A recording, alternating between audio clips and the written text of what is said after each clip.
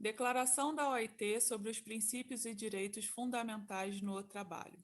Considerando que a criação da OIT procede da convicção de que a justiça social é essencial para garantir uma paz universal e permanente, considerando que o crescimento econômico é essencial, mas insuficiente para assegurar a equidade, o progresso social e a erradicação da pobreza, o que confirma a necessidade de que a OIT promova políticas sociais sólidas, a justiça e instituições democráticas. Considerando, portanto, que a OIT deve hoje, mais do que nunca, mobilizar o conjunto de seus meios de ação normativa, de cooperação técnica e de investigação em todos os âmbitos de sua competência, e, em particular, no âmbito do emprego, a formação profissional e as condições de trabalho, a fim de que, no âmbito de uma estratégia global de desenvolvimento econômico e social, as práticas econômicas e sociais se reforcem mutuamente com vistas à criação de um desenvolvimento sustentável de ampla base, considerando que a OIT deveria prestar especial atenção aos problemas de pessoas com necessidades sociais especiais, em particular os desempregados e os trabalhadores migrantes, mobilizar e estimular os esforços nacionais, regionais e internacionais encaminhados à solução de seus problemas e promover políticas eficazes destinadas à criação de emprego, considerando que, com o objetivo de manter o vínculo entre progresso social e crescimento econômico, a garantia dos princípios e direitos fundamentais no trabalho reveste uma importância e um significado especiais ao assegurar aos próprios interessados a possibilidade de reivindicar livremente e em igualdade de oportunidades uma participação justa nas riquezas a cuja criação tem contribuído, assim como a de desenvolver plenamente seu potencial humano, considerando que a OIT é a organização internacional com mandato constitucional e o órgão competente para estabelecer normas internacionais do trabalho e ocupar-se das mesmas, e que goza de apoio e reconhecimento universais na promoção dos direitos fundamentais no trabalho, como expressão de seus princípios constitucionais, considerando que, numa situação de crescente interdependência econômica, urge reafirmar a permanência dos princípios e direitos fundamentais inscritos na Constituição da organização, assim como promover sua aplicação universal. A Conferência Internacional do Trabalho 1. Lembra a que, no momento de incorporar-se livremente à OIT, todos os membros aceitaram os princípios e direitos enunciados em sua Constituição e na Declaração de Filadélfia, e se comprometeram a esforçar-se por alcançar os objetivos gerais da organização na medida de suas possibilidades e atendendo às suas condições específicas. B, que esses princípios e direitos têm sido expressamente desenvolvidos sob a forma de direitos e obrigações específicos em convenções que foram reconhecidas como fundamentais dentro e fora da organização. 2. Declara que todos os membros, ainda que não tenham ratificado as convenções aludidas, têm um compromisso derivado do fato de pertencer à organização, de respeitar, promover e tornar realidade, de boa-fé e de conformidade com a Constituição, os princípios relativos aos direitos fundamentais que são objetos dessas convenções. Isto é, a. Liberdade sindical e o reconhecimento efetivo do direito à negociação coletiva. B. A eliminação de todas as formas de trabalho forçado ou obrigatório. C. A abolição efetiva do trabalho infantil. E D. A eliminação da discriminação em matéria de emprego e ocupação. Questão de 2013 do MPT. O fato de uma convenção encontrar-se elencada entre as convenções fundamentais da OIT, contempladas na Declaração da OIT relativa aos princípios e direitos fundamentais no trabalho, acarreta para o Estado-membro o dever de respeitar, promover e realizar de boa-fé e de acordo com a Constituição da OIT os princípios relativos aos direitos fundamentais que são objeto dessas convenções, independentemente de sua ratificação, simplesmente por pertencerem à organização. Correto, exatamente disso que se trata essa declaração. 3. Reconhece a obrigação da organização de ajudar a seus membros em resposta às necessidades que tenham sido estabelecidas e expressadas a alcançar esses objetivos fazendo pleno uso de seus recursos constitucionais, de funcionamento e orçamentários, incluída a mobilização de recursos e apoios externos, assim como estimulando a outras organizações internacionais com as quais a OIT tem estabelecido relações, de conformidade com o artigo 12 de sua Constituição, a apoiar esses esforços. A. Oferecendo cooperação técnica e serviços de assessoramento destinados a promover a ratificação e aplicação das convenções fundamentais. B. Assistindo aos membros que ainda não estão em condições de ratificar todas ou algumas dessas convenções em seus esforços por respeitar, promover e tornar realidade os princípios relativos aos direitos fundamentais que são objeto dessas convenções. E C. Ajudando ao membro em seus esforços por criar um meio ambiente favorável de desenvolvimento econômico e social. 4. Decide que, para tornar plenamente efetiva a presente declaração, implementar-se-á um segmento promocional que seja crível e eficaz, de acordo com as modalidades que se estabelecem no anexo, que será considerado parte integrante da declaração. 5. Sublinha que as normas do trabalho não deveriam utilizar-se com fins comerciais, protecionistas e que nada na presente declaração e seu segmento poderá invocar-se nem utilizar-se de outro modo com esses fins. Ademais, não deveria de modo algum colocar-se em questão a vantagem comparativa de qualquer país sobre a base da presente declaração e seu segmento. Anexo segmento da declaração. 1. Objetivo geral. 1. O objetivo do segmento descrito a seguir é estimular os esforços desenvolvidos pelos membros da organização com o objetivo de promover os princípios e direitos fundamentais consagrados na Constituição da OIT e a Declaração de Filadélfia, que a declaração reitera. 2. De conformidade com este objetivo estritamente promocional, o presente segmento deverá contribuir a identificar os âmbitos em que a assistência da organização, por meio de suas atividades de cooperação técnica, possa resultar útil a seus membros, com o fim de ajudá-los a tornar efetivos esses princípios e direitos fundamentais. Não poderá substituir os mecanismos de controle estabelecidos, nem obstar seu funcionamento. Por conseguinte, as situações particulares próprias ao âmbito desses mecanismos não poderão discutir-se ou rediscutir-se no âmbito do referido segmento. 3. Os dois aspectos do presente segmento descritos a seguir recorrerão aos procedimentos existentes. O segmento anual relativo às convenções não ratificadas somente suporá certos ajustes às atuais modalidades de aplicação do artigo 19, parágrafo 5, da Constituição. E o relatório global permitirá otimizar os resultados dos procedimentos realizados em cumprimento da Constituição. 2. Segmento anual relativo às convenções fundamentais não ratificadas. A. Objeto e âmbito de aplicação. 1. Seu objetivo é proporcionar uma oportunidade de seguir a cada ano, mediante um procedimento simplificado que substituirá o procedimento quadrienal introduzido em 1995 pelo Conselho de Administração, os esforços desenvolvidos de acordo com a declaração pelos membros que não ratificaram ainda todas as convenções fundamentais.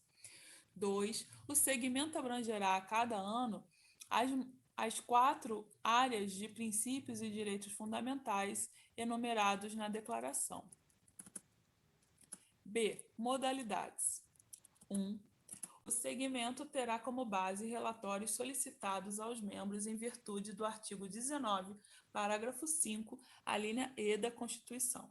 Os formulários de memória serão estabelecidos com a finalidade de obter dos governos que não tiverem ratificado alguma das convenções fundamentais informação sobre as mudanças que ocorreram em sua legislação e sua prática, considerando o artigo 23 da Constituição e a prática estabelecida.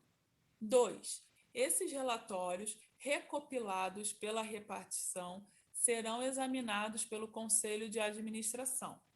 3. Com o fim de preparar uma introdução à compilação dos relatórios assim estabelecida, que permita chamar a atenção sobre os aspectos que mereçam, em seu caso, uma discussão mais detalhada, a repartição poderá recorrer a um grupo de peritos nomeados com este fim pelo Conselho de Administração. Questão de 2013 do MPT. Sobre a comissão de peritos, é correto afirmar que a. Seus pronunciamentos têm caráter vinculante para os Estados-membros da OIT, ainda que não tenham ratificado a convenção por ela examinada. B. É composta por juristas independentes indicados pelos governos dos Estados-membros. Assertiva errada. Os juristas eles são indicados pelo diretor-geral com aprovação do Conselho de Administração da OIT e são exceção à estrutura tripartite da OIT. Na verdade, a comissão também auxilia o diretor-geral na análise dos relatórios, porque o diretor-geral não conseguiria verificar, analisar e pedir as informações necessárias referente a todos os relatórios de todos os países, de todas as convenções. Daí a necessidade de uma comissão de juristas. C. Seus peritos verificam se a implementação está em conformidade com as normas da OIT, bem como fazem recomendações e observações em caso de descumprimento. Exatamente, e aí eles selecionam os casos assim que merecem ou que mereçam mais atenção para enviar para a conferência. D. Seus pronunciamentos têm caráter vinculante em relação a todos os Estados-membros da OIT, desde que ratificados pelo Conselho de Administração da OIT. Então, a OIT como um todo, ela não tem muito esse caráter punitivo, né? Não tem muito esse perfil.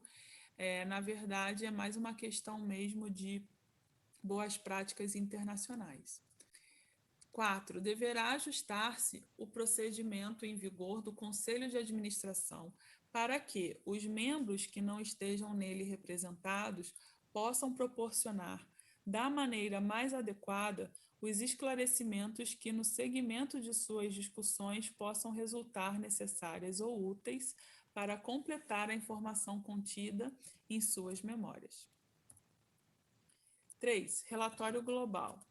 A. Objeto e âmbito de aplicação. 1. O objeto deste relatório é facilitar uma imagem global e dinâmica de cada uma das categorias de princípios e direitos fundamentais observada no período quadrienal anterior, servir de base à avaliação da eficácia da assistência prestada pela organização e estabelecer as prioridades para o período seguinte, mediante programas de ação em matéria de cooperação técnica destinados a mobilizar os recursos internos e externos necessários a respeito. 2. O relatório tratará sucessivamente cada ano de uma das 4 categorias de princípios e direitos fundamentais. B. Modalidades. 1. O relatório será elaborado sob a responsabilidade do diretor-geral sobre a base de informações oficiais ou reunidas e avaliadas de acordo com os procedimentos estabelecidos. Em relação aos países que ainda não ratificaram as convenções fundamentais, referidas informações terão como fundamento, em particular, no resultado do segmento anual antes mencionado.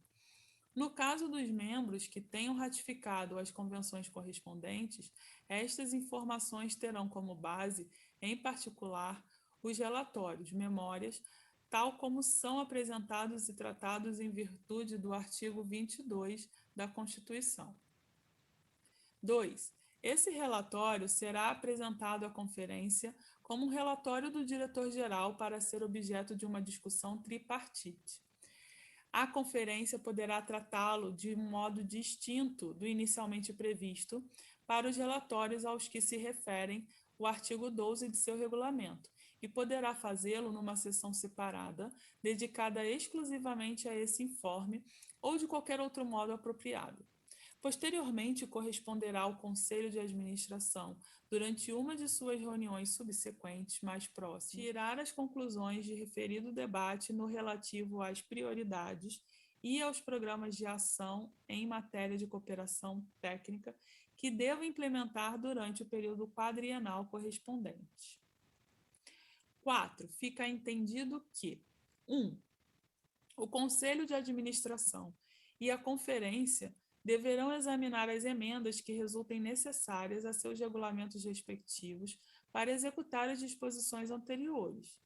2. A Conferência deverá, em determinado momento, reexaminar o funcionamento do presente segmento considerando a experiência adquirida, com a finalidade de comprovar se este mecanismo está ajustado convenientemente ao objetivo enunciado na parte 1. 3.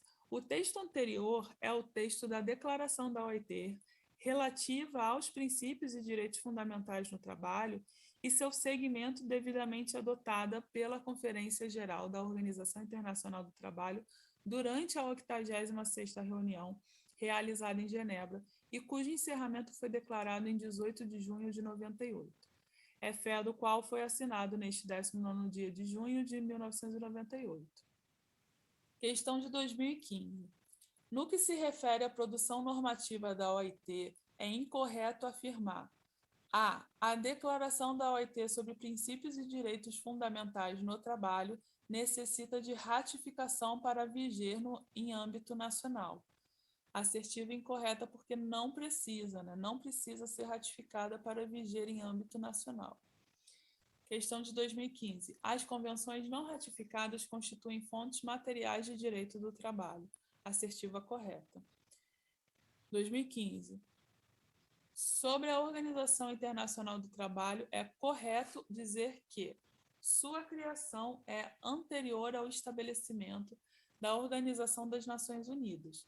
Correto, a OIT foi criada em 1919 e a Organização das Nações Unidas em 1945. Não podendo, por isso, ser considerada um dos antecedentes históricos do processo de universalização de direitos humanos. Não, pelo contrário, exatamente porque veio antes, é sim um antecedente histórico, principalmente dos direitos humanos e sociais. 2015, sobre a OIT, é correto dizer que o tripartismo é característica essencial da OIT, encontrando-se presente em todos os seus órgãos deliberativos e mecanismos do sistema de monitoramento de aplicação de convenções e recomendações. Errado porque, por exemplo, a comissão de peritos não é tripartite. 2013. O fato de uma convenção encontrar-se elencada entre as convenções fundamentais da OIT, contempladas na Declaração da OIT relativa aos princípios e direitos fundamentais no trabalho, acarreta para o Estado-membro a submissão a procedimento especial de controle e monitoramento, no âmbito do Tribunal Internacional do Trabalho. Não, na verdade, existe uma periodicidade menor para envio dos relatórios, As convenções que são consideradas fundamentais, o relatório precisa ser enviado a cada 3 anos. Bom, conceitos importantes: dumping social. Com o descumprimento das proteções sociais, o custo de produção diminui e torna-se possível oferecer preços mais baixos para competir em situações desiguais. Questão de 2012 do TRT, Primeira Região. Dumping social é considerado a prática de certos estados em explorar o trabalhador, desrespeitando padrões trabalhistas mínimos já consagrados, a fim de conseguir competitividade no mercado internacional com um custo final muito mais baixo que o normal. Dumping econômico, práticas comerciais desleais para concorrer no mercado de forma mais vantajosa. Dumping ambiental, com o descumprimento da proteção ambiental, o custo de produção diminui e torna-se possível oferecer preços mais baixos para competir em condições desiguais. Internalização dos lucros e externalização dos prejuízos. Na verdade, a proteção ambiental requer exatamente que os empreendedores e os empreendimentos internalizem prejuízos e externalizem lucros, né? Na verdade, quando ele prejudica o meio ambiente, ele externaliza os prejuízos, que envolvem os prejuízos ambientais, e internaliza sozinho os lucros. Cláusula social. Cláusula de contrato internacional sobre compromisso de cumprir legislação social, ou ao menos os padrões trabalhistas mínimos. Acarreta sanções comerciais variadas, sobretudo não contratação com o país. Selo social, instrumento de sanção premial, estampa ou selo nas mercadorias produzidas por empresas sediadas em países que cumprem a legislação social. Sugerido por Michael Hansen, diretor-geral da OIT de 89 a 97. Os padrões trabalhistas mínimos também são conhecidos como core obligations, obrigações essenciais ou principais, né? Totalizam 8 convenções da OIT que devem ser observadas por todos os Estados-membros, ainda que não ratificadas. Liberdade sindical e negociação coletiva, temos as convenções 87 e 98. Eliminação do trabalho infantil, temos as convenções 138 e 182. Discriminação no trabalho, convenções 100 e 111. A abolição do trabalho forçado e obrigatório, convenções 29 e 105. Então, no caso, o Brasil não ratificou a Convenção 87 sobre liberdade sindical, mas, mesmo assim, deve observar os preceitos de liberdade sindical no país, lembrando que liberdade sindical não necessariamente está atrelada à pluralidade sindical, embora seja a que melhor revela o princípio de liberdade sindical, né? Mas dentro da unicidade sindical, que foi a escolhida pelo Brasil, deve haver liberdade sindical de qualquer forma. Importante, não se fala em meio ambiente nas core obligations, porque a Convenção 150, e aí a Convenção 155 não está incluída dentre essas fundamentais, embora hajam discussões na OIT para incluir, sim, a Convenção 155 como direitos fundamentais mínimos, por tratar de ambiente de trabalho. Numa linha do tempo de questões importantes, temos que em 1901 foi criada a Associação para a Proteção Internacional dos Trabalhadores, Basileia, e em 1919 a Conferência da Paz e o Tratado de Versalhes, trazendo a OIT no capítulo 13. Quando criada, não possuía personalidade jurídica de direito internacional público, era apenas órgão da Liga das Nações, que foi uma tentativa de pacificação conforme a ONU, feita antes da ONU, que não deu muito certo, e por isso foi criada a ONU em 1945. A aprovação das 6 primeiras convenções da OIT, e a primeira convenção tratou da duração de trabalho, isso tudo em 1919. Em 1926 foi criado o Comitê de Peritos. Em 1944 tivemos a Declaração de Filadélfia, que é fonte material que influenciou a Carta da ONU e a Declaração Universal de Direitos Humanos. Em 1945, criação da ONU. 1946, o novo texto da Constituição da OIT, considerando a Declaração de Filadélfia de 1944. Em 1948, tivemos a Convenção 87 sobre liberdade sindical. Logo em seguida, 1951, criação do Comitê de Liberdade Sindical. Então, só pensar, né, que nessa época pós-Segunda Guerra, criação da ONU, direitos humanos universais, liberdade sindical, criação do Comitê de Liberdade Sindical, nesse mesmo período. Em 1969, a OIT recebeu o Prêmio Nobel da Paz Em 1998, a Declaração da OIT sobre Princípios e Direitos Fundamentais do Trabalho, que se desdobram, então, nas Core Obligations, ou obrigações essenciais. Também é importante a diferença entre ratificação e adesão de tratado internacional. Na ratificação, o Estado participa da elaboração e na adesão, o tratado já existe, o Estado chega depois e adere. Atualmente, a OIT tem 190 convenções e 6 protocolos. Então, as convenções fundamentais têm relatório a cada 3 anos. Os Estados-membros precisam enviar relatório a cada 3 anos. Então, as 8 convenções fundamentais, como eu já mencionei, dentro da ideia das Core Obligations. Temos também convenções de governança ou prioritárias a cada 3 anos também, que são sobre inspeção do trabalho em indústria e comércio e sobre política de emprego, sobre inspeção do trabalho na agricultura e sobre consulta tripartite. As demais convenções são conhecidas como convenções técnicas e o relatório deve ser enviado, o relatório sobre sua prática internalizada deve ser enviado a cada 6 anos. Então, mais uma vez, atenção à Convenção 155, que trata de segurança e saúde dos trabalhadores, embora seja muito importante, ainda não está elencada como convenção fundamental, nem como convenção prioritária. Então, como eu expliquei, as convenções fundamentais e as convenções de governança ou prioritárias demandam relatório de sua aplicação interna a cada 3 anos. Já as convenções técnicas demandam relatório sobre sua aplicação interna a cada 6 anos. Sobre o Comitê de Liberdade Sindical, ele examina queixas sobre violação da liberdade sindical e negociação coletiva.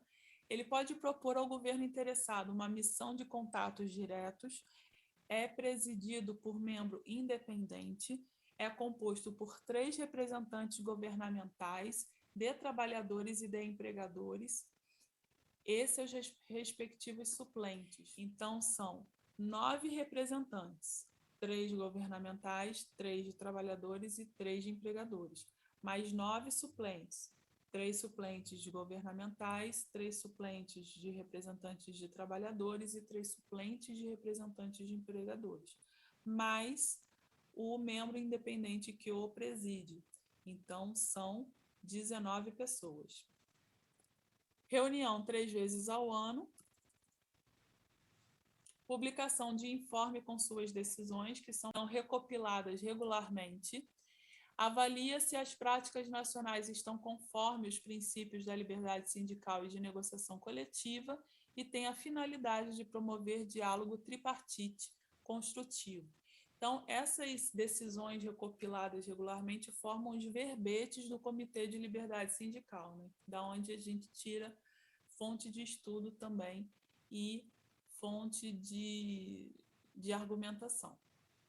Essas informações de resumo foram retiradas de um artigo do ministro Lélio Bentes, que está num livro da professora Gabriela Delgado, e também de uma publicação da OIT chamada Regras do Jogo.